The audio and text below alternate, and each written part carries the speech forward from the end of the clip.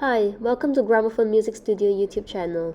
This video will be a quick guide to learning ABRSM Grade 5 Theory, Part 4, Intervals. In this video, we cover only about the Grade 5 Music Theory syllabus. Check out our video for the week breakdown of each questions, step by step, how to solve the questions and answering tips. You can find the link in the description box.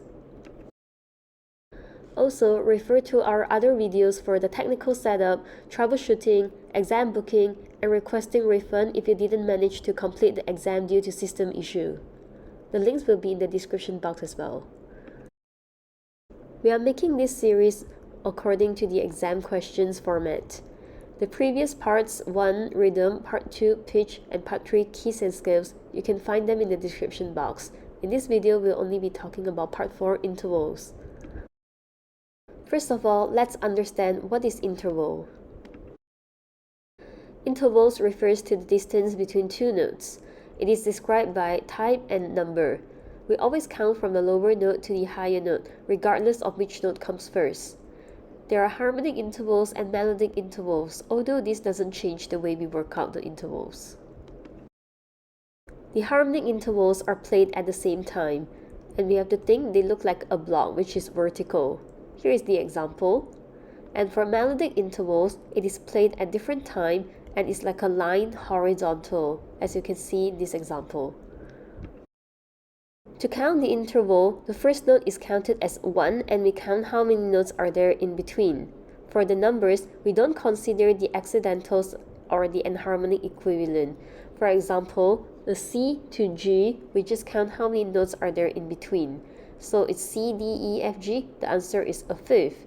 It will be the same for C to G sharp. We ignore the sharp, so we only count between C to G, which is a fifth. As for E sharp to B, although E sharp equals to F, we still count between E to B instead of from F to B.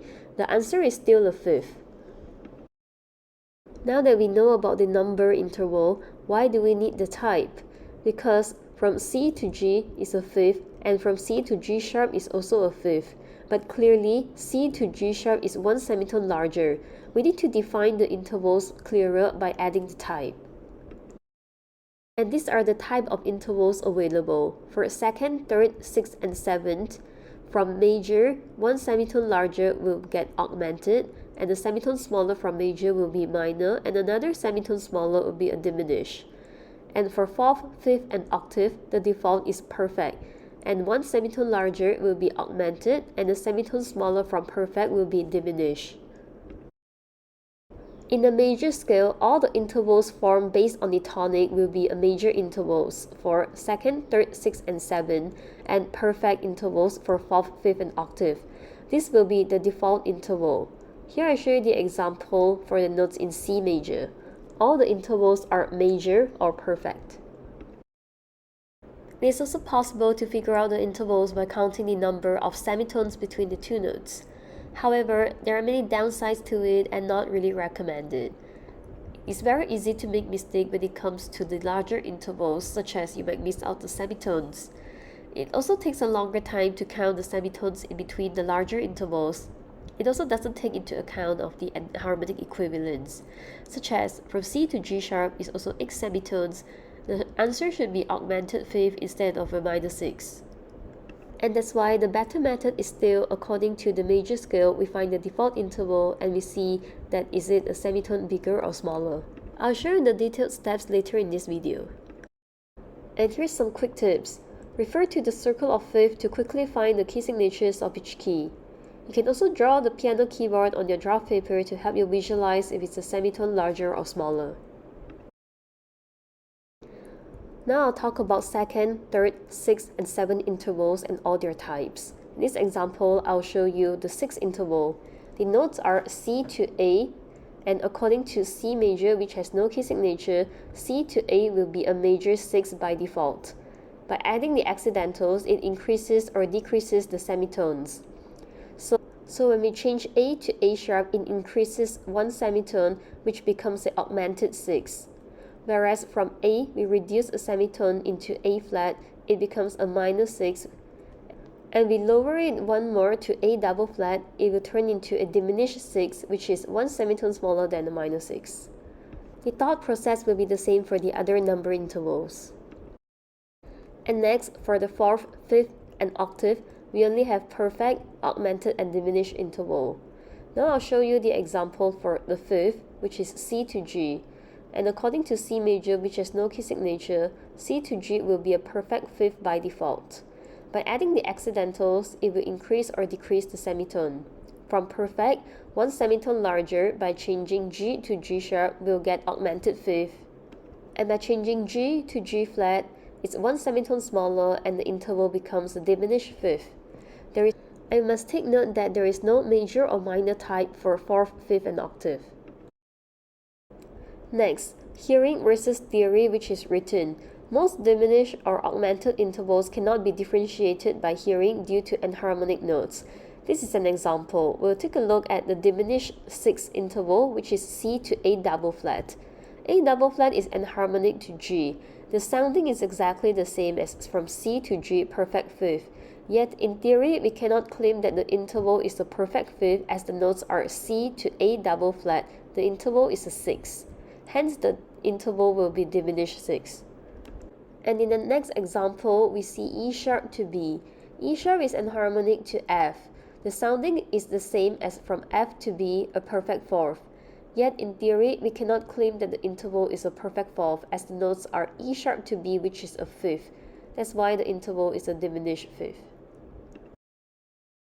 That is why in some ear training exercises or in oral tests for hearing, only the major or minor or perfect intervals will be tested.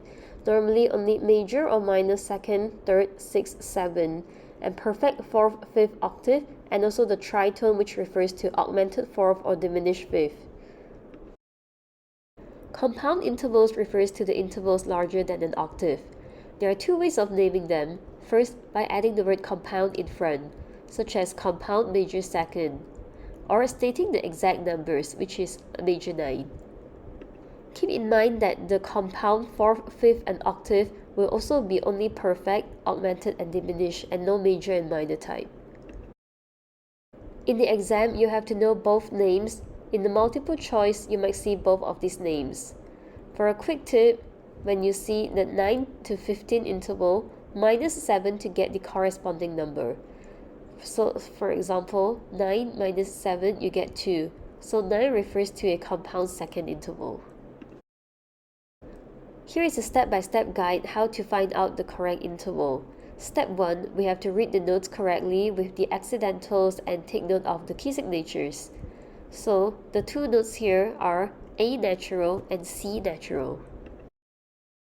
Step 2, find out the number interval between the two notes.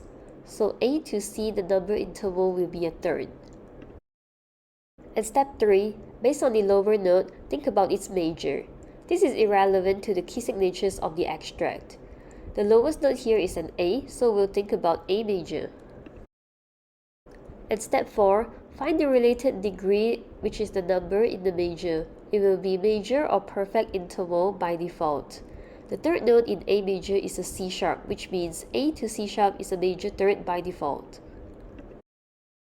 And the last step, check if it is a semitone larger or smaller and find the right type.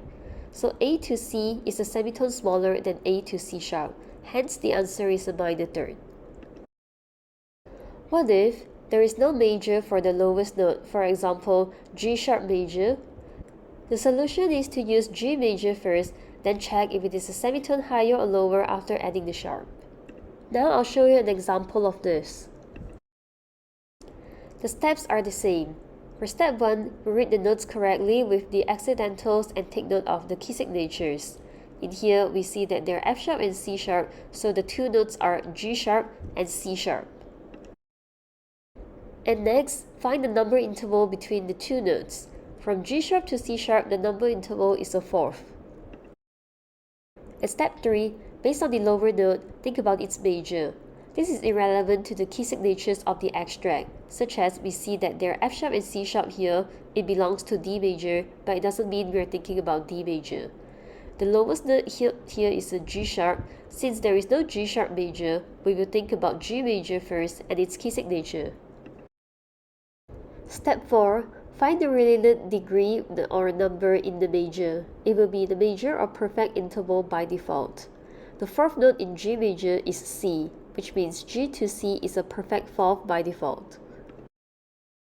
And the last step, check if it is a semitone larger or smaller and we find the right type. In the extract is G sharp to C sharp, both notes add a sharp, the distance doesn't change, so the interval is still a perfect fourth. These are some common errors for intervals. First is reading the notes wrongly by overlooking the accidentals or key signatures.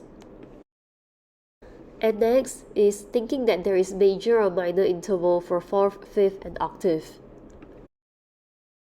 And lastly, referring to the wrong key signatures in the major. These are some sample questions in the exam. You may refer to our video ABRSM Grade 5 Theory Exam Explained for a step-by-step how to solve the questions and answering tips. And here are some learning resources to help you master the intervals. The books Discovering Music Theory from Poco Studio Music Theory for Young Children Grade 5 and ABRSM's Music Theory Practice Papers Grade 5. The links will be in the description box. We also provide online music theory lessons. Contact us at gramophonmusicstudio@gmail.com to know more about it. The next video will be Part 5 Chords. Subscribe to our channel so you don't miss our new video updates. If you like this video, press the thumbs up button and leave a comment to let us know if this video helps you or what other contents you'd like to see us make next time. And that's the end of this video. See you next time.